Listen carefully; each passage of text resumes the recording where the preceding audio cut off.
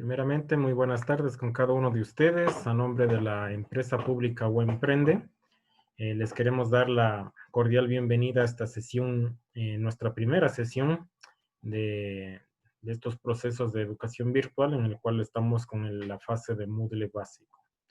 Sí, hoy vamos a tener tres tipos de charlas, más que todo un poquito informativas de cómo vamos a ver este proceso de educación virtual, ¿no? Entonces, empecemos.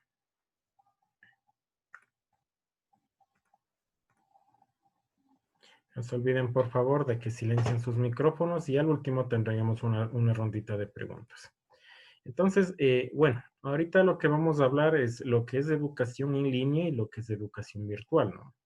Entonces, cuando hablamos de educación en línea, hablamos de lo que es educación con soporte con Internet, ¿sí? En la actualidad, la mayoría de instituciones públicas lo hace de esta manera, de lo que es educación con soporte con Internet o con algún tipo de tecnologías, ¿no?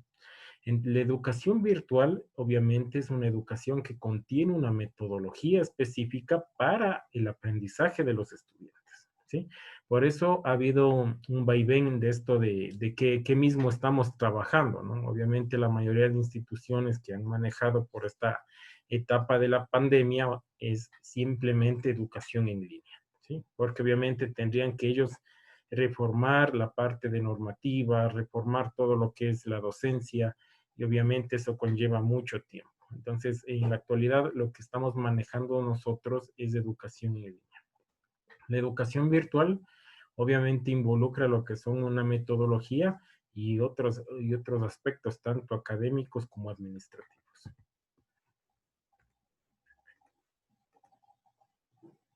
Sí, entonces la temática de esta exposición semanal obviamente va a ser de lo que es e-learning, ¿sí? Vamos a ver también de lo que es PASIE, el profesor virtual, autor y tutor. Nuevamente hacerles un recuento, ¿sí? Para reforzar. Y por último terminaríamos lo que es con el estudiante virtual. Sí, entonces vamos a ver qué es e-learning, ¿no? Como le ven la E, obviamente todo lo que vean la E inicial con minúsculas quiere decir que es en Internet. E-learning, aprendizaje. Entonces es un aprendizaje en Internet, ¿sí? Nosotros, obviamente, de acuerdo a lo que hemos consultado, es obviamente un sistema interactivo, ¿sí?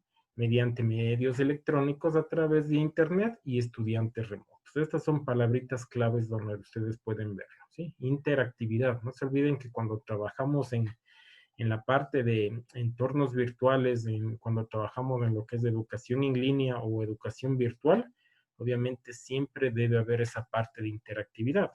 La parte de medios electrónicos son los medios donde los cuales se puede comunicar tanto el estudiante como el docente o viceversa. Obviamente el Internet, que es una herramienta muy adecuada, ¿no? Y es la que nos da todo ese soporte para que haya este tipo de comunicaciones. Y obviamente estudiantes remotos, porque no necesariamente tiene que ser de la parte geográfica, les hablo de Ibarra, ¿no? Puede ser de Quito, Guayaquil, Cuenca, en otros países, ¿no? Por ejemplo, en educación en línea, en lo que estamos nosotros manejando, tenemos gente en Inglaterra, gente en Rusia, gente en España, gente en Estados Unidos que está estudiando en nuestra universidad. Entonces, esto es lo interesante, ¿no? Que se puede estudiar, obviamente, mediante entornos remotos. Y dentro del e-learning vamos a tener diferentes tipos de e-learning, ¿no?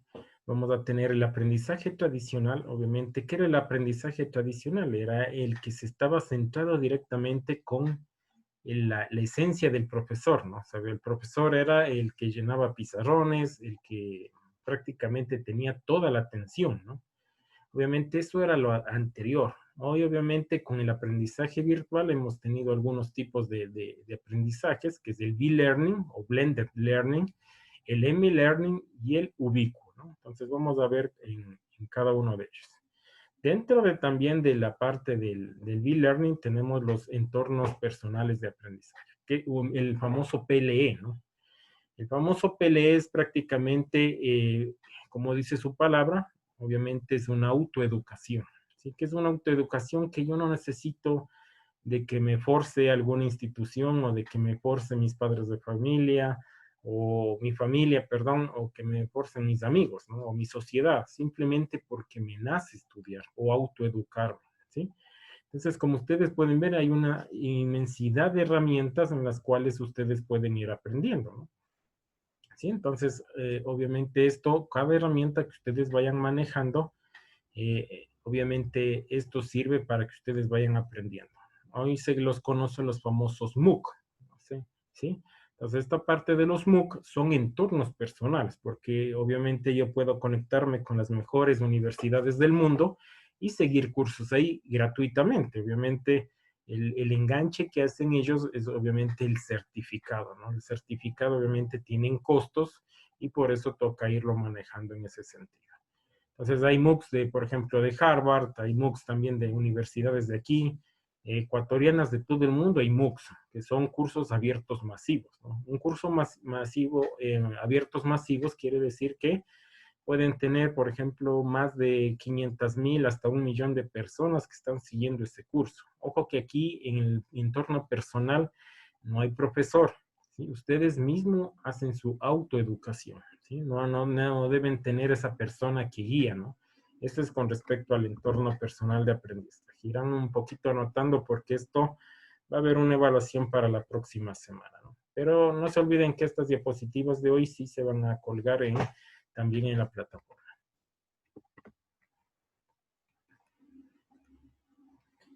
¿Sí? También tenemos me voy a retroceder un poco. ¿Sí? También tenemos el famoso M-Learning, ¿no? El M-Learning obviamente es el que más está dando boom en la actualidad. Obviamente porque es la parte de mobile, ¿no? Obviamente es la parte de movilidad, que yo puedo estar tranquilamente siguiendo mi aprendizaje mediante dispositivos móviles, no necesariamente solo celulares, simplemente tabletas, ¿no? Situaciones móviles que pueda yo tener al alcance de mis manos, ¿sí? Y ahora se le conoce como también la forma de U-Learning, ¿no? La de U-Learning también es la que está pegando muy bien, que quiere decir ubicuo. ¿Qué es ubicuidad o qué es ubicuo? Obviamente, acceso a cualquier lugar, ¿no? Todo momento y cualquier lugar. Esto, para tener una parte de ubicuidad, obviamente, debe contar con unas buenas características de un buen ancho de banda, de un buen componente tecnológico para que todo mundo pueda conectarse, ¿no? Pueda conectarse y que esté 100% en el mundo, ¿sí? En línea, ¿sí? Entonces, eso es lo que es en todo momento y en todo lugar. Dentro del e-learning tenemos el famoso LMS, ¿no? Anotarán qué es del LMS. LMS es Learning Management System, ¿sí? Es un sistema de gestión de aprendizaje online o en línea, como ustedes quieran llamarlo, ¿sí? Este famoso LMS lo que hace es una administración, una distribución, un monitoreo, un apoyo y una evaluación, ¿sí? Entonces, dentro del LMS hay los LMS gratuitos y los LMS propietarios, ¿no? Los LMS gratuitos desde el curso que están siguiendo ustedes, que es el curso de Moodle, ¿no? Moodle es una herramienta LMS porque yo puedo administrarla, puedo también distribuir, por ejemplo, puedo hacer grupos de trabajo, ¿sí? Puedo monitorear lo que les dije, puedo evaluar y también hacer el apoyo continuo, ¿sí? Ese es Moodle, obviamente es una herramienta gratuita y muchas más, ¿no? Ahí se llama otra que se llama Doqueos, Claroline, hay muchas herramientas y a lo menos por esta etapa de la pandemia que estamos viviendo hay herramientas que ya están resurgiendo, ¿no? Y también tenemos, por ejemplo, las herramientas pagadas que tenemos que se llama Canva, ¿sí? Canvas, perdón. Canvas es una herramienta, por ejemplo, que utiliza la Universidad Internacional de La Rioja, de España, por ejemplo, que ha tenido acogida aquí en Ecuador y en el mundo entero. Por ejemplo, para que tengamos una relación de la una a la otra, el Canva cobra por lo general con monitoreo casi entre 700 a $1,000 por estudiante, le cobra Canva a la UNIR, ¿no? Sí, entonces hagan la diferencia en lo que es trabajar gratuitamente. Obviamente lo que debo tener en mí es un muy buen servidor también, que sí es una inversión grande, ¿no? Pero acá obviamente es como un arrendamiento que se lo hace, ¿sí?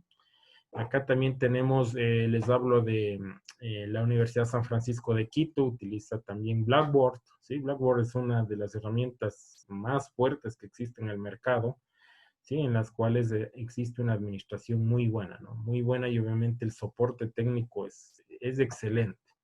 No se olviden que para que se diferencie de una herramienta propietaria a una herramienta libre, y más que todo es el soporte técnico que se tiene en la herramienta, ¿sí?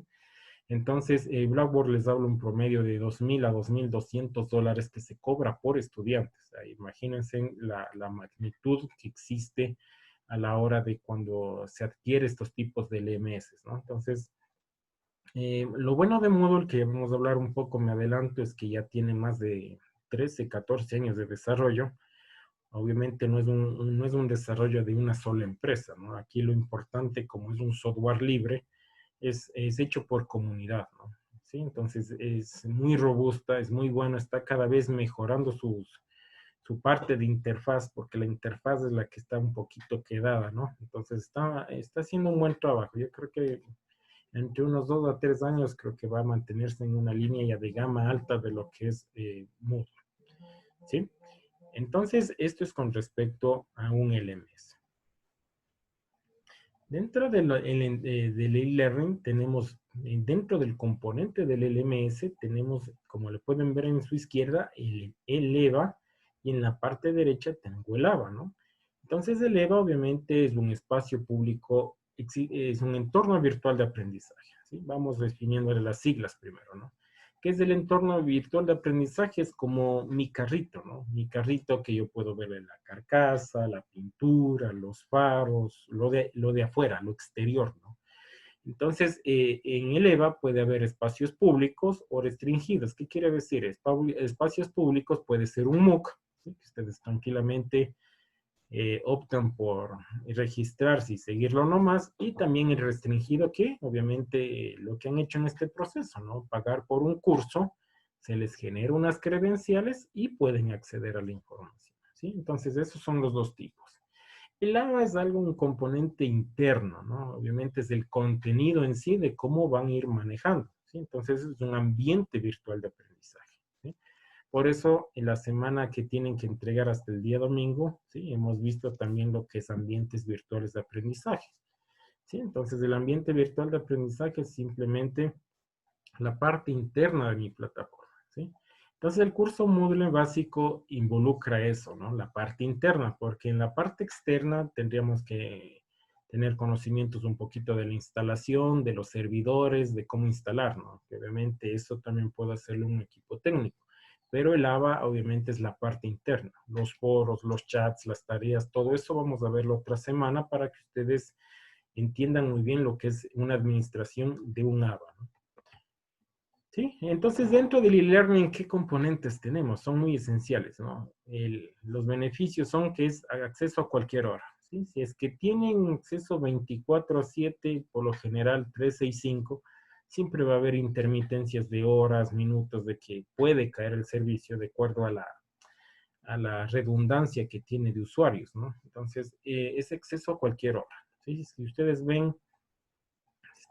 ven de que ustedes pueden ingresar, por ejemplo, 2, 3 de la mañana, 7 de la mañana, 4 de la tarde, 8 de la noche, obviamente eso es lo esencial de la educación en línea, que puedo acceder, obviamente, desde cualquier dispositivo que también lo involucra ahí y desde a cualquier hora, ¿no? Obviamente el ahorro de recursos institucionales y de estudiantes es muy fundamental. No se olviden que en la educación en línea nosotros un poco, y les hablo en la parte de normativa, involucra estudiantes de grupos desde hasta 150 estudiantes. Imagínense, anteriormente en escuelitas habían de 30, 40, ¿no? Entonces, ¿qué se hace? Se triplicaría, ¿sí? El número de estudiantes, es decir, antes tenía 3 profesores, ¿sí? Que tenía de 50 estudiantes, un ejemplo. Hoy necesariamente necesito perdón, 3 profesores para 150 estudiantes. Hoy necesitaría solo un profesor para esas 150 personas, ¿sí? Entonces, se involucra el cambio, ¿no? Porque ya puedo acceder a más recursos, obviamente, a más contenido, ¿no? Pero eso se involucra de que debe ser un profesor bien preparado, bien disciplinado, porque también no se olviden que calificar 150 recursos es muy fuerte, ¿no? Entonces ya ahí depende de cómo está su planificación de actividades. Importante de esto de la flexibilización de contenidos, ¿sí? Es obviamente que yo puedo irlos cambiando, ¿no? Puedo irlos actualizando, o sea, no le forzo al estudiante a que tal vez, wow, veo algo nuevo, ¿no? Sí, entonces sí se puede acceder a eso. También esto de la educación en línea, lo que quiero que entiendan es que debemos desarrollar las competencias digitales, ¿no? ¿Qué es una competencia digital? Es que ustedes manejen algunas herramientas tecnológicas, involucrarles un poco a la investigación. No necesariamente que el profesor tenga que hacerlo todo, ¿sí? Eso quiero recalcarles muy bien. O sea, el profesor puede ser guía, puede ser apoyo, pero lo que sí le involucra a ustedes es que ustedes busquen su autoaprendizaje, ¿sí? Esa es la esencia de la educación en línea, de que ustedes cuando terminen este curso, o sea, se sientan satisfechos, porque obviamente fue el esfuerzo y el producto de ustedes, claro, que obviamente con un poco de apoyo del profesor, ¿sí? Entonces les involucra a ustedes de que manejen estas competencias digitales. ¿Cómo? Entrándome a Google. Desde Google parto todo, ¿no? Si quiero ver algo, busco ahí. Si quiero ver algún video, ya saben, en YouTube. Si quiero ver algunas diapositivas, tal vez en Skillshare y algunas herramientas más que existen, ¿no? Hay miles de herramientas que ustedes pueden ir manejando. ¿Eso cómo se adquiere la destreza? Obviamente es como un carrito, ¿no? Ir practicando, o sea, no es porque solo me registré en una plataforma y ya tengo esa destreza, no. Tengo que irlo mejorando, practicando para así conseguir mi competencia digital, ¿sí? Otro de los que le veo importantes de esta diapositiva, lo que les he dicho, ¿no? El aprendizaje colaborativo, ¿sí? El aprendizaje colaborativo a mí me nace ayudar a los demás, ¿sí? Y ya vamos a ver una diferencia y para que lo anoten también en lo que es aprendizaje colaborativo y cooperativo, ¿no? El colaborativo obviamente me nace ayudar y el cooperativo necesito un incentivo, ¿sí? Entonces, por ejemplo, si les dijera a ustedes un aprendizaje cooperativo, les dijera, les doy un punto al promedio ahorita, ¿quién me dé leyendo este slide, ¿no? Entonces va a haber mucha gente que va a alzar mano y va a decir, yo quiero leer, ¿no? Ese es un aprendizaje cooperativo, o sea, necesitan un incentivo, ¿sí? Para poder, obviamente, participar. Acá en el colaborativo me nace, o sea, yo no necesito de incentivos, quiero ayudar a los demás. Dentro del e-learning también debemos diferenciar dos tipos de comunicación que son siempre fundamentales. Como les digo a ustedes, desde hoy en adelante, desde esta clase de hoy en adelante, lo que necesito es que ya hablemos técnicamente, ¿no? Ya comencemos un poco a hablar técnicamente en la parte de educación en línea. No se olviden que cuando hablamos de comunicación asíncrona, quiere decir que es en tiempo real. ¿Qué es en tiempo real? En este instante, en este segundo, en este milisegundo que estoy viendo, que les estoy viendo y ustedes me están viendo, ¿no? Escuchan mi audio, yo también escucho lo de ustedes. Eso es comunicación asíncrona, en el instante, ¿sí? ¿Sí? Entonces, sí, ya, perdón, estoy confundido, ¿no? El síncrono es en todo instante, ¿no? Estoy un poquito confundido. El síncrono. El asíncrono, obviamente, es cuando lleva tiempo, ¿no? Por ejemplo, lo que me han puesto, ¿no? Que tiene algún inconveniente, puede tomar un poco de tiempo para yo poder contestar, ¿sí? Eso es lo asíncrono. El síncrono es en tiempo real. Por eso ahí un poquito me confundí, mil disculpas. Ahí tengo los que son lo de antes, ¿no? El Messenger Live, lo de Yahoo, lo de Talk, lo de Skype, ahora ya está el famoso Teams, sí, ya tenemos también de algunas herramientas que también se han liberado por esta cuestión de la pandemia, sí, que ya han comenzado a ser más gratuitas, ¿no? Entonces, eso es comunicación síncrona en todo momento y al instante, ¿sí? Y asíncrona, obviamente, que lleva tiempo para la contestación, ¿sí? Ejemplo de un asíncrono, un correo electrónico, ¿no? No es que, por ejemplo, llegue el correo electrónico y ustedes contestan al instante. Puede darse el caso, ¿no? Pero no es una comunicación muy fluida en el correo, porque puede llegar hasta un punto y se bloquea. Sí, y el foro igual. Pero aquí, por ejemplo, me escuchan ustedes en el síncrono, me escuchan ustedes y obviamente es en tiempo real.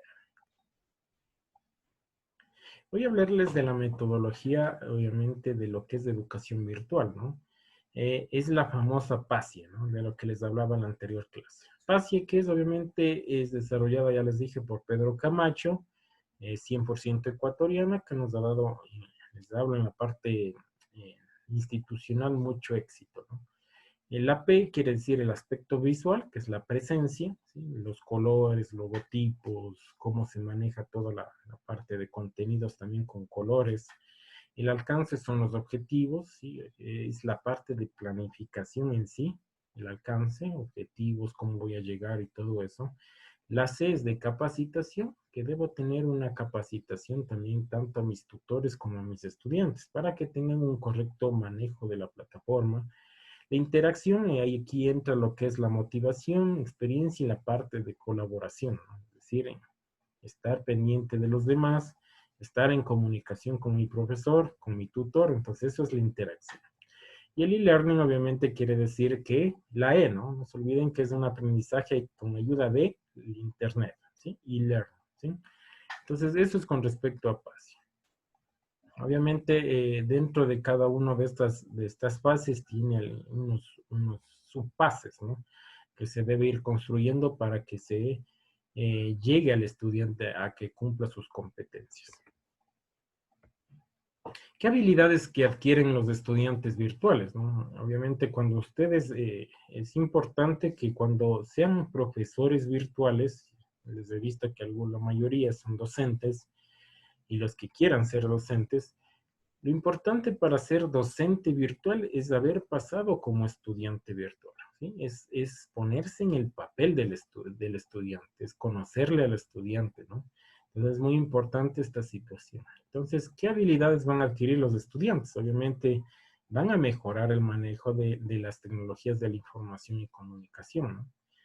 Yo he llegado a un punto de esto que me hablaban de nativos digitales, inmigrantes digitales, ¿no? Hablemos un poquito de eso para, para entender muy bien. El nativo digital es obviamente una persona que ya nace con tecnología, por lo general se conoce en un rango desde su nacimiento, ¿sí? Hasta los 35 años, ¿no? Hasta los 35 años de edad se lo conoce como un nativo digital, ¿sí? Es decir, los que tengan 35 años hasta en este instante y hacia abajo, obviamente son nativos digitales. Los que estamos pasaditos de los 35 ya nos integramos como inmigrantes, ¿no? Ojo que a veces el profesor dice es que tú eres nativo digital, tú debes manejar, y no es así, ¿no? Ahora se ha invertido la tortillita. En la actualidad, ahora el inmigrante digital tiene mejor competencias que el nativo, ¿sí? Porque el nativo digital es obviamente una persona todavía que está adquiriendo nuevos conocimientos y busca lo que le interesa, más que todo, ¿sí? El inmigrante digital hace mayores esfuerzos para adquirir esas competencias. Entonces, ¿por qué es diferente del uno al otro? Porque el inmigrante hace mayor consulta, más verificación de evidencias y el nativo no. Sí, el nativo le importa, por ejemplo, manejo de Facebook, listo, ¿no?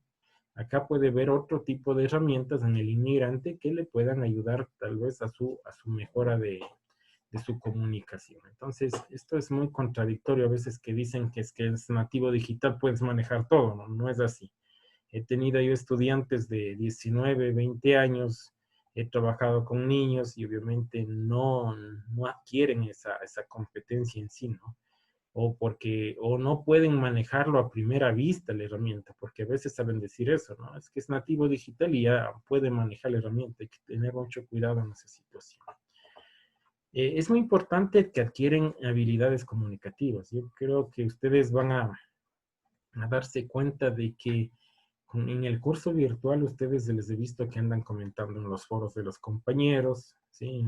Y ustedes ahí van a llegar a entenderse con algún tipo de compañero o grupo de compañeros, ¿no? Que tal vez posteriormente hagan un grupito de chat, que trabajen colaborativamente, que eso es muy importante, ¿no? Es muy importante que armen equipos de trabajo para que se vayan apoyando los unos y a los otros, ¿sí? Lo más importante de esto de la educación virtual es que ya tengo un estudiante disciplinado, ¿no? A futuro ya tengo un estudiante que planifica sus tiempos, ya tengo un estudiante que tiene su espacio y su rincón sagrado donde tiene que trabajar, ¿sí? Entonces es muy importante. Su creatividad aumenta, obviamente, porque ya le involucra a la búsqueda, ¿no? A impactar al estudiante, perdón, al compañero docente y a sus mismos compañeros de estudiantes. La toma de decisiones se fortalece porque cuando se plasma algo en Internet, obviamente ya queda ahí, ¿no? Hay que tener mucho cuidado. Entonces, la toma de decisiones, obviamente hay que saberlo manejar muy bien. La investigación es muy buena porque cuando se les envía trabajos ya hacen esa parte de buscar información, ¿no?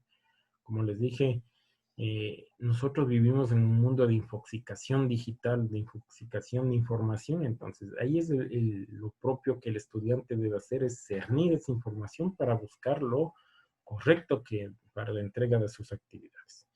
Y otra de que se ha ido perdiendo, ¿no? Que es la mejora de hábitos de lectura y de escritura. Entonces, yo me he dado cuenta que en la etapa desde los 16 hasta los 23 años, obviamente la lectura ha decaído. Si vemos de estadísticas, hay poca gente o pocos estudiantes que leen, ¿sí?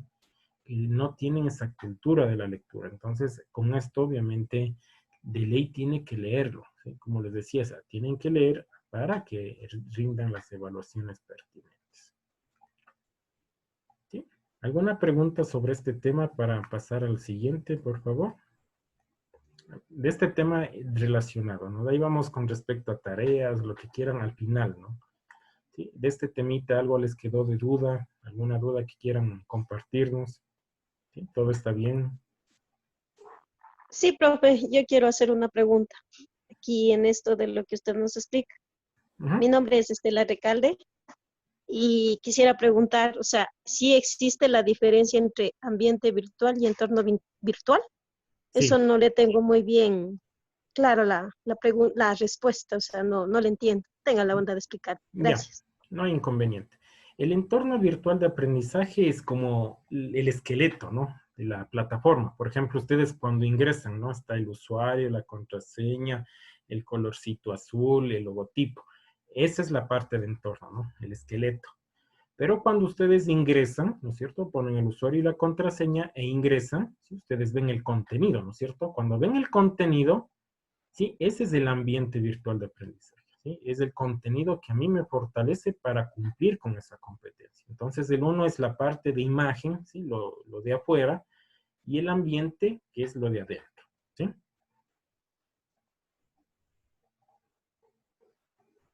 ¿Alguna otra pregunta más, por favor, para continuar?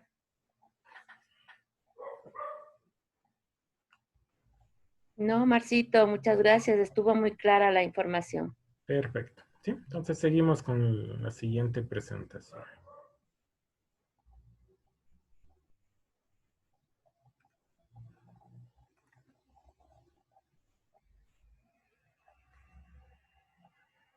Y entonces aquí les voy a hablar un poco de los procesos del tutor virtual, ¿no? Eh, eh, ¿Cómo puedo dar una tutoría más que todo? ¿Sí? O sea, ahorita esta semana, como les dije, voy a involucrarles, es que a veces nos enfocamos mucho en la herramienta, ¿no? Pero no nos enfocamos mucho en la parte de tutoría, ¿sí? Entonces, por eso aquí es como un plus que les estoy dando para que mejoremos un poquito este espacio de lo que es tutoría, ¿no? Como les digo, a veces queremos ser expertos en tecnología, pero nos olvidamos mucho de la parte metodológica y la parte también conceptual, ¿no? Entonces sí tenemos que reforzarlo con eso. Entonces, dentro de los procesos del tutor virtual, ¿sí? Obviamente dentro de eso vamos a tener una comunicación. Como ustedes saben, tenemos la expresión oral, que es lo que hablamos, ¿no? Cómo hablamos, cómo nos comportamos en esta parte de oral, qué tipo de terminología o qué tipo de dialecto tenemos a la hora de comunicarnos con nuestros estudiantes, ¿no? Esa es la expresión oral. Ahora tenemos en la realidad la expresión digital. La expresión digital es cómo ustedes se comportan en Internet. Les hago un ejemplo. Hoy en la actualidad, dentro de una de las tendencias que era viendo los trabajos de ustedes, ¿no? Hablaban de la identidad digital, ¿no? ¿Sí? La identidad digital hoy en día es la puerta para que ustedes busquen empleo, ¿sí? En la actualidad, ya los currículums vitae, ya eso ya quedó atrás, ¿no? De que envíeme su hoja de vida o que envíeme su PDF o su carpeta, eso ya quedó atrás.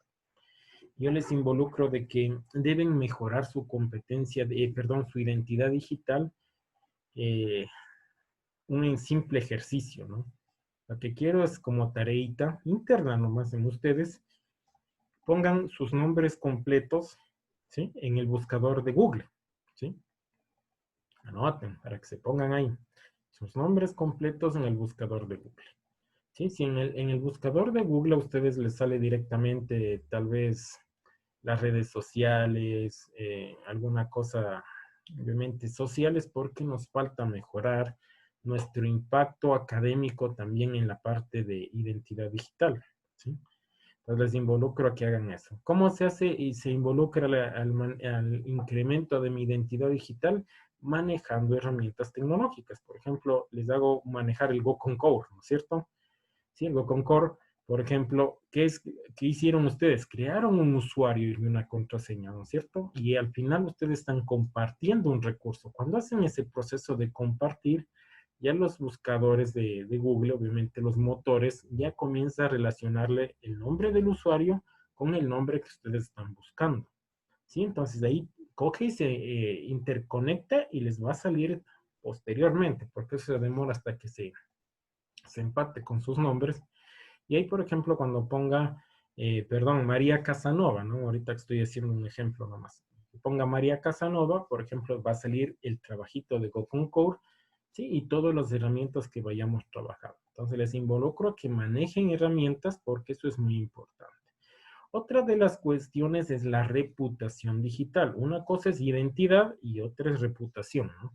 La identidad es obviamente cómo estoy yo en la red, ¿sí?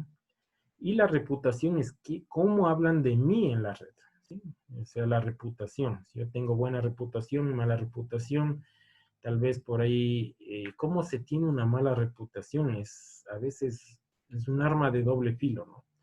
Les hablo un poco en la política, ¿sí? En la política, por ejemplo, ustedes tal vez se tomaron con el candidato de moda, ¿no? Una foto, ¿sí? Ustedes la suben a sus redes sociales, pero obviamente no es que tal vez ni son afiliados al partido, no sé, ¿no? Y posteriormente hay cambios, ¿no? Como todo partido, hay cambios, ya no se llama ese partido político, tal vez fue el más odiado, ¿sí? Y esa foto es muy comprometedora porque su reputación ya queda marcada, ¿sí? Entonces hay que tener mucho cuidado también cuando les etiquetan fotitos, ¿no? Eh, por ejemplo, estuvo buena la farra del día sábado, ¿no? Pero hoy justo me etiquetaron en esa foto, ¿sí? Y esa foto puede ser muy comprometedora a la hora de buscar un trabajo, ¿sí? No se olviden que todos los de talento humano revisan su hoja de vida, pero también ponen en Google, ¿no? Revisan en video, revisan imágenes. No se confíen que solo revisan su hoja de vida. Sí hay que tener mucho cuidado, porque pueden decir, bueno, esta persona creo que le gusta mucho la fiesta, ¿no? O tal vez eh, no es del agrado de ese partido político, ¿no? Hay que tener mucho cuidado en esta situación, ¿sí? Entonces hay que manejar bien nuestra privacidad, saber con quién compartir esta información, más que todo para que sea solo de ese grupo, no sea público, ¿no? Tengan mucho cuidado en esa situación. Entonces, ¿cómo mejoro mi reputación? Obviamente con el trabajo colaborativo. Por ejemplo, yo publico un artículo científico o yo publico tal vez algún comentario de mi experiencia de mi área, ¿no? Porque no necesariamente hay que hacer artículos científicos, o tal vez un tip o un truco tal vez de algo de lo que yo manejo, ¿sí? El hecho de tener, por eso es muy importante de que ustedes tengan un blog personal, ¿no? El blog personal, ahí es donde ustedes pueden ir poniendo toda esta situación para que su expresión digital mejore, ¿sí? Consejitos sanos que les doy. Y aquí les presento unos tips para una presentación eficaz, ¿no? Obviamente no solamente en PowerPoint, sino en cualquier tipo de presentación. Hay que tener mucho cuidado en los colores, ¿no? Si, por ejemplo, la Universidad Técnica del Norte es color rojo y blanco, obviamente las diapositivas, mi membrete debe ser rojo y blanco, o sea, no debe cambiar mi imagen corporativa. ¿Sí? Y esto, por ejemplo, si les hablo de una unidad educativa, todos deben tener el mismo formato de diapositivas, ¿no?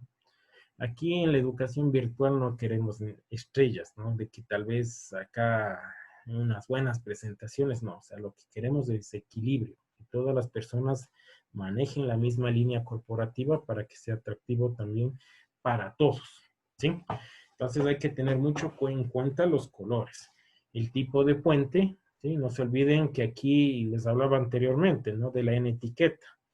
No se olviden que cuando yo pongo todo con mayúsculas significa grito. Le estoy gritando, ¿sí? Entonces, por ejemplo, les pongo auxilio con mayúsculas como que yo estoy gritando, ¿sí? Entonces hay que tener mucho en cuenta la parte de cómo escriben, ¿sí?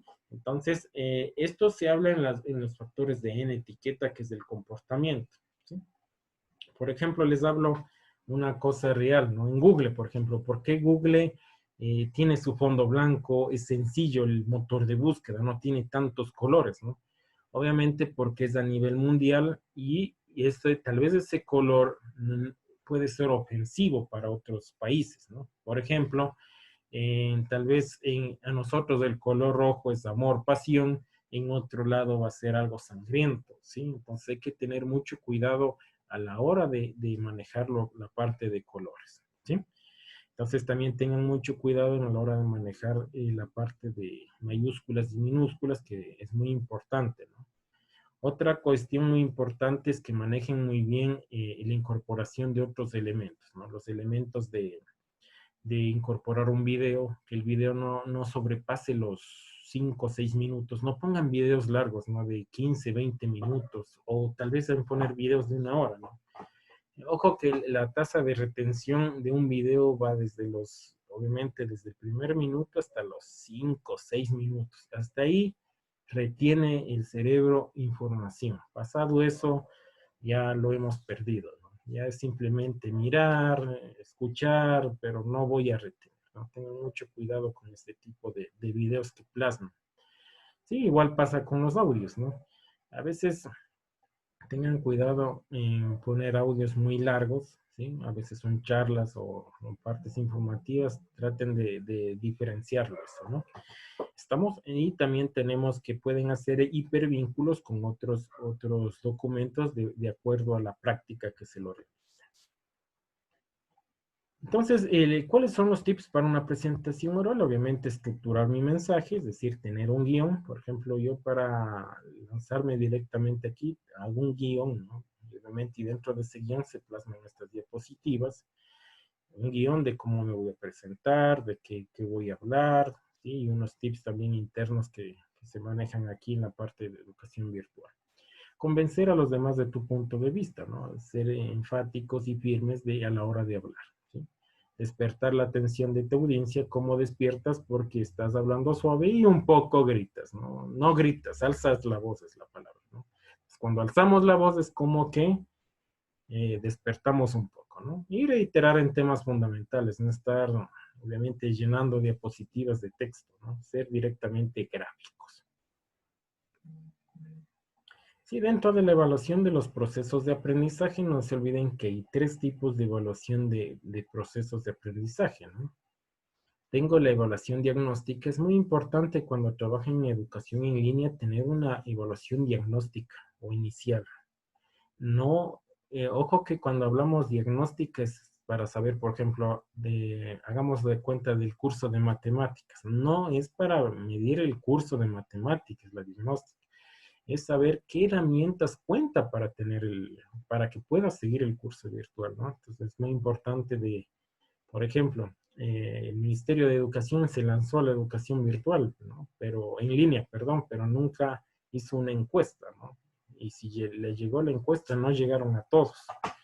Entonces ellos se lanzaron apresuradamente y tuvieron inconvenientes de que en algunos sectores no había internet, ¿sí? Entonces eso hay que tener mucho cuidado, ¿sí? Entonces también hay que ver las competencias digitales que tiene cada estudiante, ¿sí? Por eso esto se hace en la evaluación diagnóstica o inicial, ¿no? Es muy importante. La evaluación formativa, lo importante es que se hagan evaluaciones más esporádicas, es decir, seguidas, ¿no? No dejarlo que se cargue de mucha información. No se olviden que en la educación virtual hay mucha información, ¿no? Entonces, cuando se acumula todo esto, existe problemas porque ahí puede haber una parte de deserción.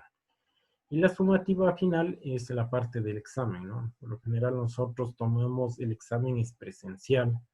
Sí, es medio contradictorio de la educación virtual, ¿no? Pero es presencial el examen porque es la única forma de que ustedes verifican de que sí es la persona ideal o indicada que estudió, ¿no? Porque no se olviden que en esta educación virtual y con esto de la red hay mucha suplantación de identidad. Entonces hay que tener mucho cuidado en esa situación.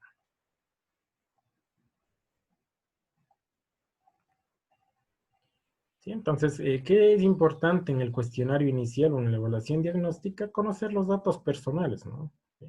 El rango de edad es muy importante, ¿sí?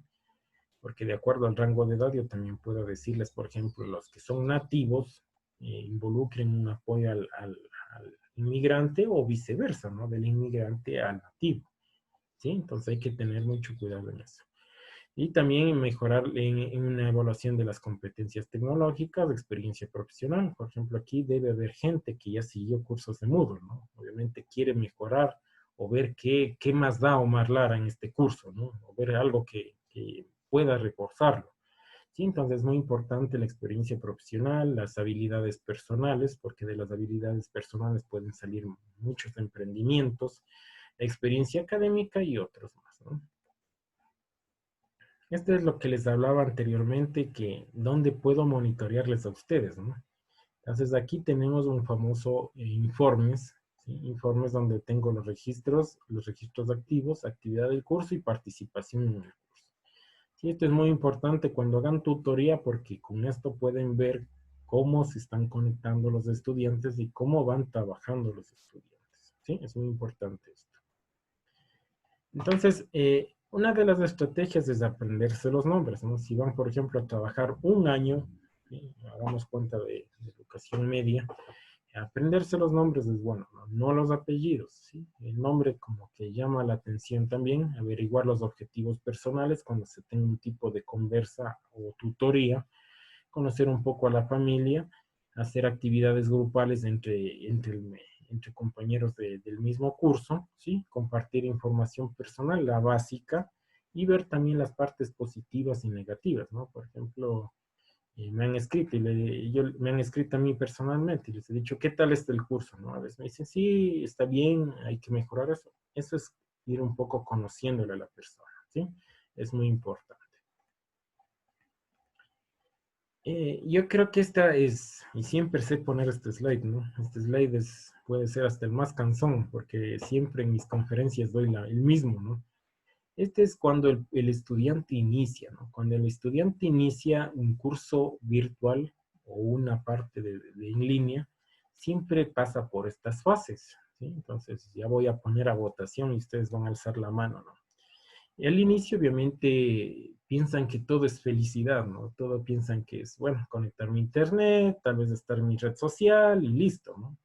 Pero obviamente se involucra al conflicto de paradigmas. ¿Qué es el conflicto de paradigmas? Lo que yo esperaba y lo que realmente estoy sucediendo y lo que estoy viviendo, ¿no? Ese es el conflicto de paradigmas. O lo que es un conflicto de paradigmas. Estaba yo acostumbrado a lo presencial, ¿sí? A una clase donde mi profesor esté llenando pizarrones, a la virtual, donde a mí me toca ya ir un poco generando el conocimiento, ¿sí? Entonces, ese es el conflicto de paradigmas. Cuando yo tengo un conflicto de paradigmas, comienzo con posturas negativas, ¿sí?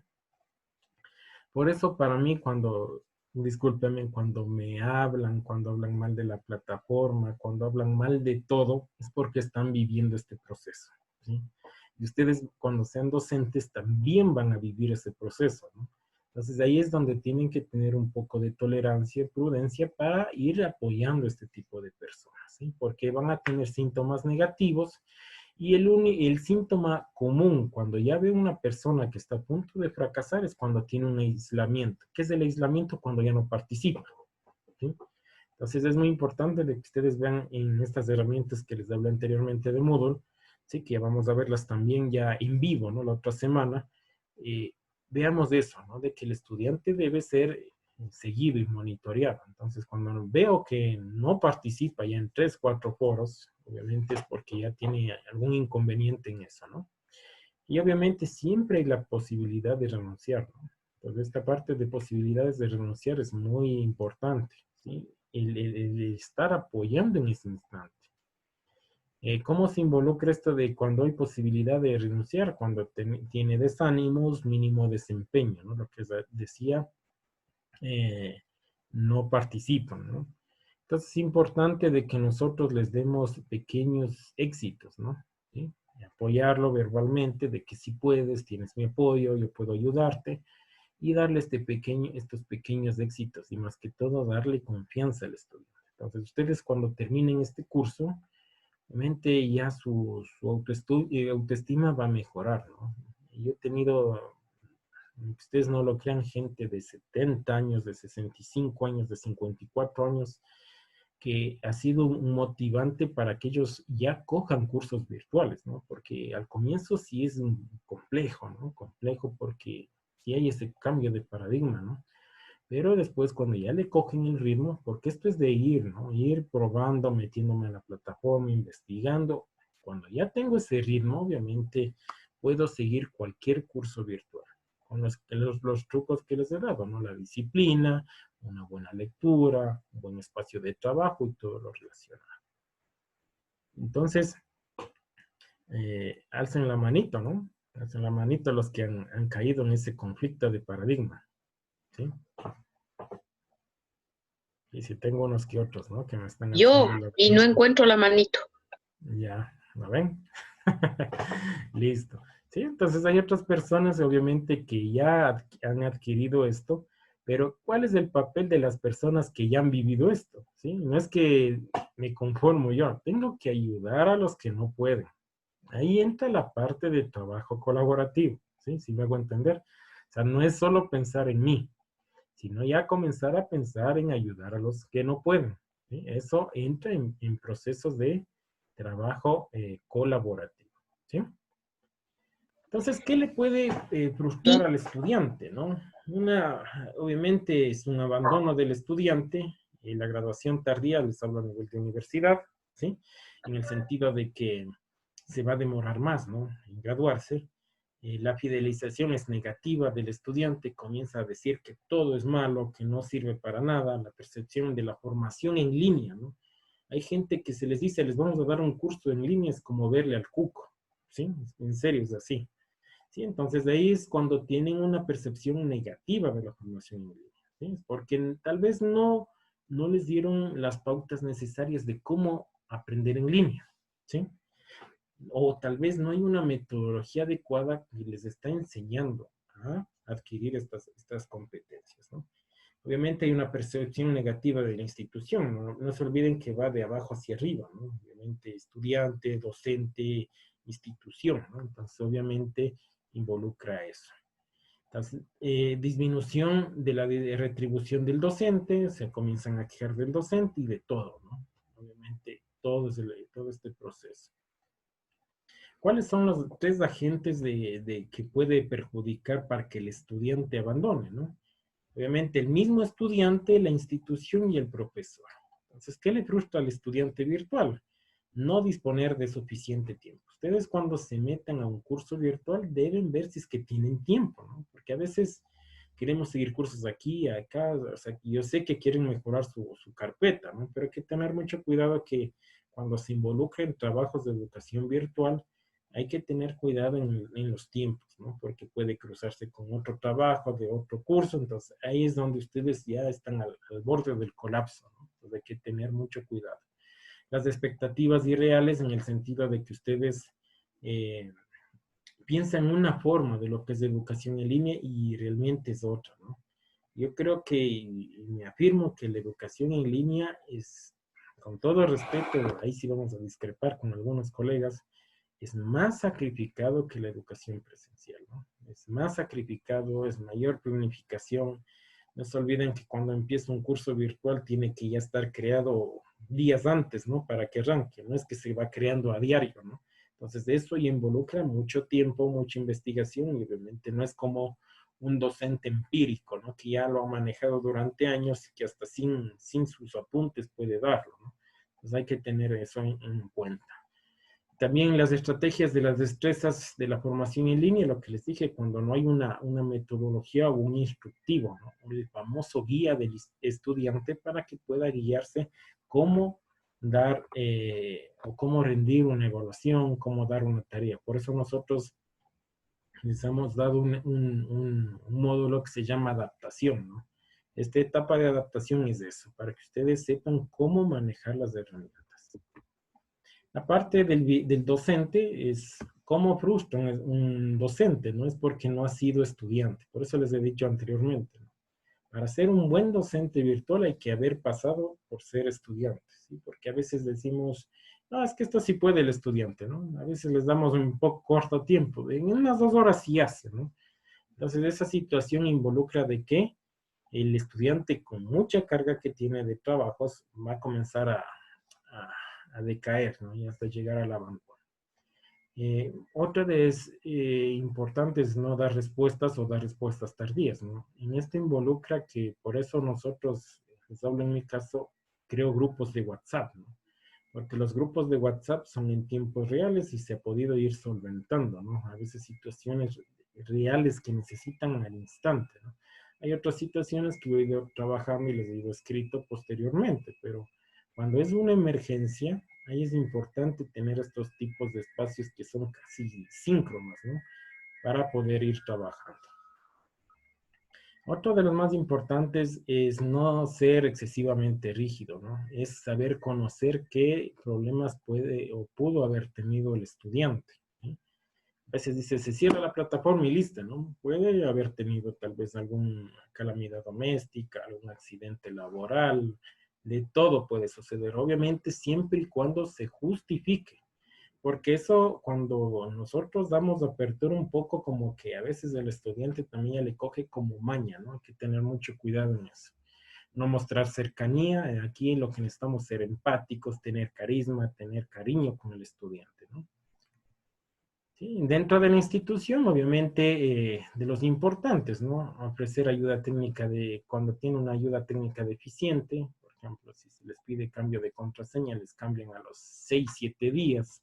Obviamente eso es algo ya deficiente, ¿no? No ofrecer una información preliminar al estudiante, por eso es importante tener la guía del estudiante, ¿sí? Que ustedes lo han podido haber visto, no tener organizado el curso, ¿sí? Es decir, los bloques que deben estar estructurados, porque a veces hay gente que solo pone contenido y pensamos que todo lo va a leer, ¿no? Y eso contribuye a la sobrecarga del estudiante. Cuando un estudiante está sobrecargado de información, sobrecargado de trabajos, prácticamente lo estamos enviando a la frustración, ¿sí? Aquí les voy a, para un poco terminar, hablar del trabajo, aprendizaje colaborativo. ¿Cuáles son sus resultados? Mayor retención, mejora las actitudes, ¿sí? Hacia el aprendizaje y mejora las relaciones interpersonales, ¿no? ¿Por qué mejora las relaciones interpersonales? Porque cuando yo recibo una ayuda, obviamente soy agradecido con esa persona, lo que les decía, ¿no? Y aquí se trabaja en grupos pequeños, ¿sí? Y por ejemplo, este grupo pequeño ayuda al otro grupo, ¿no? Que tal vez está con dificultad. Así se va manejando el trabajo colaborativo. Y obviamente mejora su entendimiento. En el aprendizaje cooperativo se hacen dinámicas grupales, más que todo para un poco conocerse, porque cuando hay un aprendizaje cooperativo es que tienen mucho recelo en conocerse, ¿no? Técnicas de trabajo en equipo se necesitan aquí para un poco unirles, ¿sí? Y lo más importante de un aprendizaje cooperativo es un incentivo, una recompensa, ¿no? ¿Sí? Entonces, un punto al promedio, un punto al examen, un punto tal vez en la actuación de clase, ahí les involucra a los estudiantes que a participar activamente, ¿sí? ¿Alguna pregunta que tengan de esto, por favor? Sí, Omarcito, quería hacerle una consultita. Dime. Cuando usted hablaba de qué frustra al estudiante virtual por parte del docente, dice que no hay que mostrar cercanía. ¿A qué más o menos se refiere esa situación? La cercanía quiere decir es que no tenemos esa empatía, ¿no? Esa empatía de llegar al estudiante, ¿sí? Hay que tener ese calor humano para estar con el estudiante. Por ejemplo, por ejemplo, me escriben, buenas tardes, necesito ayuda. Y yo es como que les decía, ¿qué quieres? ¿Sí? ¿Y qué necesitas? O sea, directamente. Entonces, esas formas, esas actitudes es que no se tiene cercanía, ¿sí? Eso hace para que Ah, el ya. estudiante diga, bueno, uff, está bravo el profe o mejor ni le pregunto, ¿no? Entonces, ese tipo debemos mejorar, ¿no? Entonces, buenas tardes, ¿en qué puedo ayudarte? Necesito eso, con mucho gusto, ¿sí? Entonces, tal vez nos ayudaron, fue un placer atenderte o ayudarte. Y esas palabritas son muy importantes cuando se da un tipo de tutoría, ¿no? Entonces hay que tener, Y yo pensé que decía que no debe haber, no debe mostrar cercanía, por eso me llamó la atención, pero bien que me aclara Omarcito, porque ahí sí ya me quedé medio loca. ya, ya. Esas son como las externas que para el abandono eran, ¿no? Es no tener cercanía. O sea, con eso Sí, puede abandonar, ¿no? Eso es lo que estábamos claro. hablando, es que con esos, lo que les hablé, puede llegar al punto de desertar, ¿no? No se olviden que eso, ahorita que me hicieron acuerdo, el porcentaje de deserción es muy alto, ¿no? En educación en línea, que ojalá no les sorprenda. Por ejemplo, hay un porcentaje entre el 42 al 50%. O sea, hagamos cuenta, de los 85 que somos, tal vez se queden 40, ¿sí? Obviamente, allá depende de las tutorías que se den, ¿no? ¿Sí? Entonces, no es que es un estándar de que de ley van a pasar 40, ¿no? No se me asustarán. ¿Sí? Sino que aquí es donde se involucra con las personas que tienen dificultad, hay que darles mayor apoyo, ¿no? Para que no se caigan, porque he tenido casos que ni empezó el primer día, ya me dijeron, Omar, yo quiero salirme, no sé qué pasó, entonces se han hecho videollamadas con algunas personas para, obviamente, dar ese monitoreo, ¿sí? ¿Alguna otra pregunta, por favor? Yo, Sí, buenas tardes. Siga, siga. buenas tardes con todos compañeros. Más que una pregunta, yo quiero aportar con un comentario.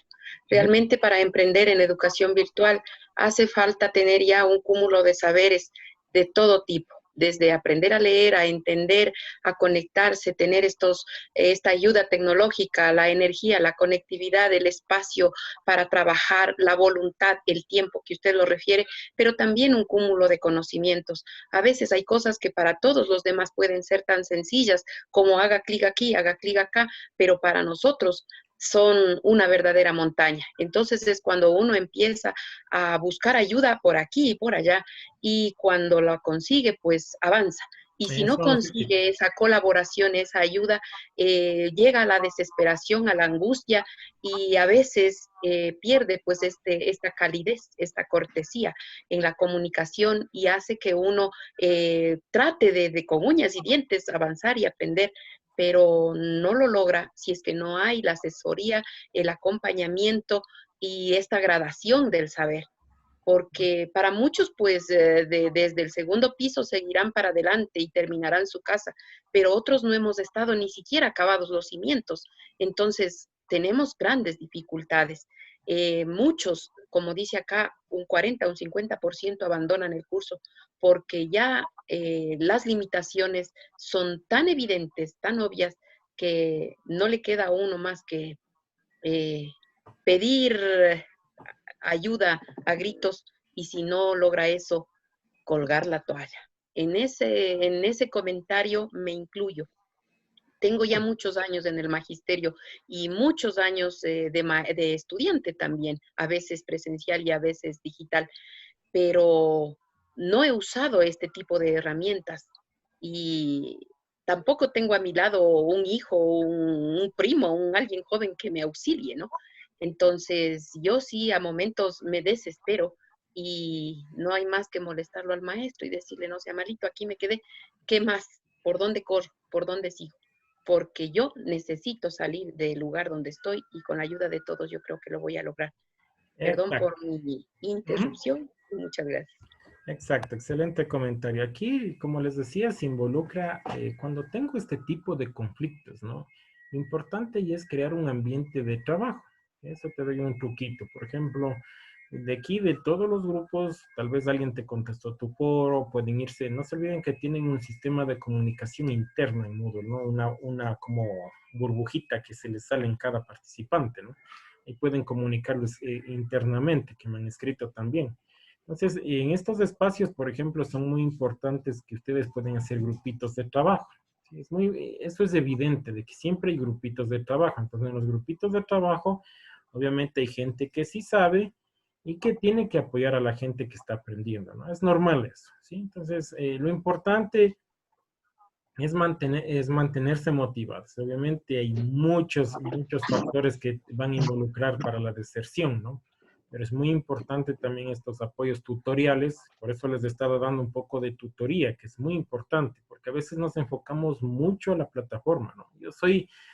Me saben decir es que, bueno, no hablas mucho de Moodle, ¿no? Obviamente el curso es de Moodle, ¿por qué no hablas de Moodle?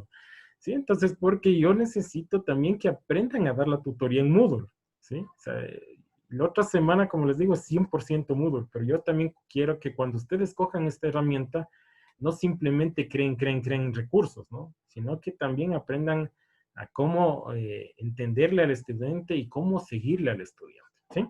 Guillermo, por favor. Gracias, buenas tardes. Una pregunta en cuanto a la organización del tiempo, en lo que se refiere al maestro, al profesor. De una presentación, ¿cuánto debe durar en una presentación sincrónica, ¿no? ¿Y cuántas presentaciones al día podría avanzar un maestro? ¿Y cuántas a la semana? Porque en el mes de marzo de pronto quisieron una varita mágica convertirnos en tutores virtuales. Y para llegar a eso se necesita siquiera unas 400 horas de capacitación. Entonces, ¿cuáles serían los tiempos más o menos que usted recomienda para una presentación y cuántas presentaciones al día y a la semana? Gracias. Listo, Guillermo. Muy buena pregunta. A ver, los estándares, por ejemplo, para este tipo de videoconferencias, si es que son prácticas, obviamente que es práctico. Yo estoy dando ensayos de química, un poco de mecánica, un ejemplo, ¿no? Pueden llegar hasta las 2 horas, ¿sí? Máximo 2 horas, ¿sí? Cuando son ya parte práctica. Cuando es teórica, máximo hasta la 1:30, 1:15, ¿sí? Entonces, esos ya son estándares. Pasadas esas 2 horas, discúlpenme, ya caemos en el aburrimiento, ¿no? Entonces hay que tener mucho en cuenta eso. Tener videoconferencias diarias, fatal. Eso no es educación en línea, ¿no? Eso ya es convertirme en un youtuber, ¿sí? Eso ya no me involucra al aprendizaje autónomo. Ojo que la educación virtual es la involucración del aprendizaje autónomo. ¿Qué es el aprendizaje autónomo? Que el estudiante también involucrarle a la investigación, involucrarle a que haga su trabajo en casa, ¿sí? Y estas sesiones yo las sé llamar como sesiones de refuerzo, ¿sí? Obviamente tal vez por ahí quedó un vacío del contenido que puse, ¿sí? Que quedó un vacío que podemos reforzar, ¿sí? Entonces, haber sesiones diarias es un poco fuerte, ¿no? Es condenarle al estudiante, condenarle al docente. No se olviden que para hacer una presentación el docente le toma mucho tiempo, no es coger y copiar y pegar, ¿no? Obviamente debe haber una planificación muy fuerte para sacar tal vez unas 5 o 10 diapositivas, ¿no? Entonces hay que tener mucho cuidado en eso. Y hay que tener mucho cuidado porque a veces criticamos el trabajo de algunos compañeros docentes, ¿no? Por ejemplo, me ha dado el caso de que, por ejemplo, profesores de primaria a veces se demoran 10, 15 minutos con unas diapositivas, ¿no? La esencia es llegar a solucionar ese problema, pero no se olviden que para sacar esas 15 diapositivas tuvo que investigar antes, ¿sí? Hay que tener mucho cuidado en eso. Sí, porque a veces decimos, no, esta profesora solo ha dado 5 minutos, 10 minutos, no sirve, ¿no? Hay que tener mucho cuidado en esa situación. Por en el sentido de que tiene una planificación anterior para que el estudiante prácticamente llegue a lo preciso. No necesitamos estar bla, bla, bla, bla, bla, ¿no? Obviamente nos podemos aquí quedar 4 horas, ¿no? Pero obviamente hay que llegar a lo preciso, ¿sí? No tengo tu nombre, pero dice UE Ciudad de Otavalo. No sé si me puedes decir la pregunta, por Sí, favor.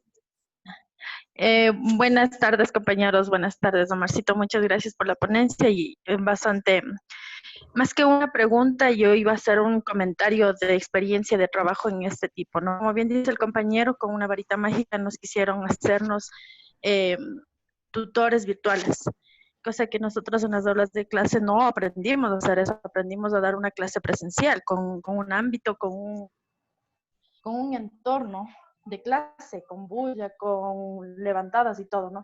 Y de la noche a la mañana nos pusimos en esta modalidad, que realmente yo creo que en ciertos modos erramos. Al principio, como experiencia personal, yo había planificado mis clases con el periodo de 40 minutos, cosa que me resultó fatal. Fatal en el sentido de que los estudiantes, como tú dices, se aburrieron, me desconcentré y fue tenaz.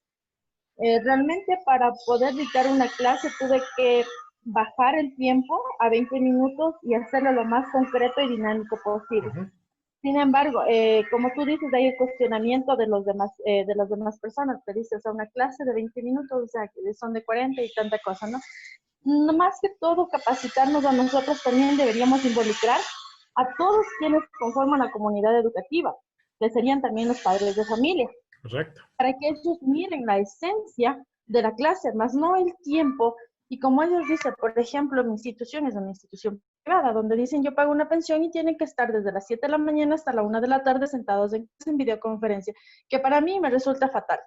Porque primero estamos estresando al estudiante, si son niños de 7 años que manejo yo, estresamos al estudiante con las 4 áreas más lo que tienen que hacer especiales y todas, entonces no es conveniente, es antipedagógico cargarle y sobrecargarle al estudiante con tanta tarea y además de eso sentarle en un estudio, en una posición tan incómoda, tanto tiempo, que, como yo digo, o sea, deberíamos involucrar también al padre de familia en este tema de la educación virtual, revertir todo esto y socializar todo este tema de la educación virtual también con padres de familia para que ellos entiendan que el trabajo de los maestros ahora en esta modalidad es más duro todavía, porque tenemos que simplificar toda la clase que nosotros aprendimos a dar en la universidad, hacerlo más dinámica, más corta, más y no ser cuestionados, más bien deberíamos ser apoyados y motivados. En realidad, esa es una parte que sí desmotiva al maestro en este tema de la educación virtual, porque estamos dando nuestro mayor esfuerzo, sin embargo, salen una crítica y es una crítica destructiva. Gracias. Correcto. Sí, has dicho lo correcto. Uno de los factores que se deberían considerar también es un engranaje esto, ¿no? Es como el uno depende del otro. Parte administrativa, docentes, estudiantes y profesores. Todos deben estar hablando el mismo idioma, ¿sí? Porque a veces también el docente, perdón, en la parte gerencial, las autoridades, también a veces no lo consideran la parte global de lo que es educación en línea, ¿no? Entonces hay que tener mucho cuidado en ese sentido y acepto tus comentarios, porque de ley fue un colapso, ¿no? Fue un colapso. Es imposible tener a un estudiante de 7 a 1, de una. Le matamos prácticamente. Ahí entra la deserción. O sea, no, les juro que pasaba una semana, tanto el docente, ¿qué tanto tiene que planificar en esa gran cantidad de horas, ¿no? Sí, porque no se olviden que para dar una videoconferencia tienen que tener antes listo, ¿sí? Entonces tendrían que hacer un trabajo sobrehumano para tener todo eso. Y hay que tener mucho en cuenta de que sí, es cierto, tiene que socializarse, más que todo enfocarle al padre de familia porque él tiene que ser el aporte de tutoría, ¿sí? Ahora se cambia el rol de que el tutor debe ser el mismo papá o mamá, ¿sí? Que le debe ayudar a hacer el trabajo autónomo, ¿sí? Entonces al otro día, como dices tú, debe ser unas sesiones de 20, 30 minutos de apoyo, ¿sí? Simplemente de apoyo. Entonces eso sí es cuestionado, ¿no? Sí es cuestionado porque no le toman en cuenta las tutorías que hacen aparte, porque a veces les llaman, eso no toman en cuenta, a veces les escriben, no toman en cuenta, eso las autoridades, ¿sí? Y eso también debería ser tomado en cuenta, ¿no? Hay cosas, por ejemplo, de que llaman, y eso también que no hay en la cultura, ¿no? 2, 3 de la mañana saben llamar, vea, tengo problemas, ¿no? es porque todavía no estamos en esa cultura a nivel de educación en línea. Yo creo que en el Ecuador, por esto de la pandemia, se aceleró, como les dije la otra vez, pero todavía nos falta más, ¿no? Nos falta más como decía Guillermo, nos falta capacitarnos, nos falta instruirnos, nos falta tener cultura, aprendizaje, nos falta la disciplina a todos, ¿no? Les hablo obviamente en el sentido de que esto, como les dije, va de largo, ¿no? Y eso hay que involucrarle a todos los engranajes que les dije para que no haya inconvenientes, ¿sí? Una última preguntita, por favor, ya para terminar.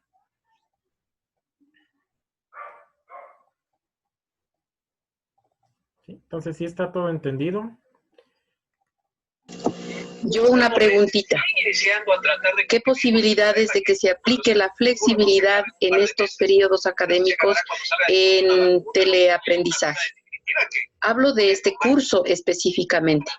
Como yo comentaba al inicio, yo tuve problemas de conectividad el día 8 y había andado el 6, el 7 en el curso por todos lados, pero no concreté mis tareas. Entonces también me quejé el día 9 de mañanita y no sé cómo solucionar eso, porque en otra parte de la guía del tutor que yo leí decía que tenemos que aprobar en un 100%. Y siendo que yo no pude poner la foto y tampoco di la evaluación inicial, pues ya por ende estoy fuera de la posibilidad de aprobar el curso. Entonces, la pregunta concreta, ¿es posible flexibilizar eso y aunque sea sobre un porcentaje hacer esa evaluación? A ver, lo que les decía, hablando nos entendemos, ¿no? Obviamente, si es que tienen algún tipo de calamidad, se les fue la luz o algún inconveniente, eso tienen que sustentar. O sea, la palabra sustentar es muy importante, ¿no? No simplemente se me fue la luz, se me fue el agua. Ojo que aquí no quiero generar un espacio de debate, ¿no? Obviamente lo que quiero más que todo que ustedes apliquen después, ¿sí? Porque yo sé que estoy trabajando con gente adulta, ¿no? Que aquí no voy a tener inconvenientes, pero no se olviden que a veces el estudiante, discúlpenme la palabra, tiene maña, es mañoso, ¿sí? Y después va a poner la mínima, la típica, ¿no? Le va a poner la típica para dar de posterior. Obviamente, si es que se sustenta, no hay inconveniente. Yo, como les he dicho, y no es el primer caso que he tenido, ¿no? La gente, por ejemplo, ha habido gente que recién se conectó, recién se reintegró, se integró, perdón, a la plataforma ayer, que no podían ingresar, ¿sí? Entonces ellos me dicen, Omar, necesito ayuda. Les he ayudado y están en el curso, pero obviamente me dice, perdimos. No es que perdieron, porque fueron situaciones que ellos me sustentaron para, obviamente, yo postergarles. Entonces, cuando tengan inconvenientes, nos comunicamos por interno. Ahí tienen mi fotito, ahí está el correo donde pueden enviarme todas las evidencias de que hubo un problema, ¿sí? Y se puede tomar eso, yo lo suspendo hasta el final. ¿Por qué no lo pongo para ese mismo rato? Porque se puede mezclar con las actividades que tienen que presentar al día, ¿sí? Y ahí es donde hay sobrecarga, lo que estaba hablando. ¿Sí? Porque hay gente que me dice, pero Omar, habilíteme nomás esta semana. No puedo habilitarles porque les decir, hey, trabaja con el módulo que toca entregar hasta el domingo. ¿Sí? Entonces hay que tener en cuenta eso. No hay problema. Si es que todo es sustentado, como les digo, con todos los requisitos que se disponen, no hay inconvenientes. Eso lo postergamos para el final. Al final, ya de que está entregado todas las actividades y trabajos, se les abre estrictamente solo para las personas que tuvieron inconveniente y no hay inconvenientes en ese sentido, ¿no? Así que no se preocupen por eso. Listo, entonces quedamos ahí. El día lunes, ya les voy a decir la hora, tal vez puede ser esta misma hora, sí, sí está bien, ¿no? A esta misma hora vamos a tener un introductorio de lo que es de Moodle, ¿sí? Un poco de Moodle, hablar de Moodle, y también hablar ya directamente a lo que ustedes pagaron, ¿no? Hablar directamente a lo práctico, ¿sí? Entonces ahí vamos a empezar con ejercicios prácticos. Y también ya les voy a habilitar un enlace para que puedan crear un curso, ¿no? No se olviden que cada uno tiene que crear un curso en Moodle, ¿no? Ya voy a ver con la parte de infraestructura de aquí de la Emprende si es que podemos generar los cursos de aquí en la misma plataforma, en este mismo servidor, o si no, trabajaríamos con la plataforma de 1000 aulas, ¿no? La típica que se trabaja. Entonces, eso déjenme hacer el requerimiento a los que manejan esto de las plataformas, para que se creen en este caso 85 cursos, ¿no? porque cada uno debe tener un curso para que no se mezcle. ¿Sí? Entonces yo les digo, creen una tarea, primero les explico, ¿no? Una sinapsis de lo que vamos a ver la otra semana. Les explico cómo crear una tarea y el otro día yo les reviso, por ejemplo, en la plataforma les digo, ya debe estar creado la tarea, ¿sí? ¿Estamos? ¿Cómo crear un foro? Hay diferentes tipos de foros, ¿no? Entonces el siguiente día que tiene que estar creado el foro, ¿sí? ¿Cómo subir una imagen? Subir la imagen, ¿sí? Entonces cada día un poquito manejarán los tiempos porque cada día van a tener trabajo que hacer, ¿sí? Porque ya es práctico, ya se acabó la teoría, ¿sí? Y es práctico. Nos conectamos todos los días, ahora sí, la otra semana, todos los días nos vamos a conectar porque les voy a explicar, obviamente, tal herramienta, ¿sí? Y posteriormente el otro día tienen que completar, ¿sí? Al final, por lo general en educación en línea se tiene un examen, ¿no? El examen de ustedes es que esté completo todos los recursos y actividades que se les hablaba en la semana, ¿sí? Entonces, les invito, por favor, si es que tienen inconvenientes, hablarlo a tiempo con respecto a la generación del curso, más que todo porque el día lunes tiene que estar creado el curso, ¿no? Ya les voy en esta tarde o más de noche, perdón, o mañana de mañana, ya les confirmo qué mismo vamos a trabajar, ¿no? Si en nuestros servidores de la web Emprende o en servidores externos como es Milagros, ¿no? Eso sería todo por adelantarles un poco de la otra semana. Les agradezco mucho, por favor se me cuidan. En cualquier situación, por favor, por el grupo de WhatsApp, que si es que es emergente, o si no, directamente por los grupos de los foros, ¿no? Un abrazo a cada uno de ustedes, se me cuidan, por favor, y nos vemos Gracias, hasta la Omar. próxima. Muchas gracias, Omar. Muchas gracias, profe, muy amable. Compañeros, hasta la próxima. Que pasen muy bien. Gracias.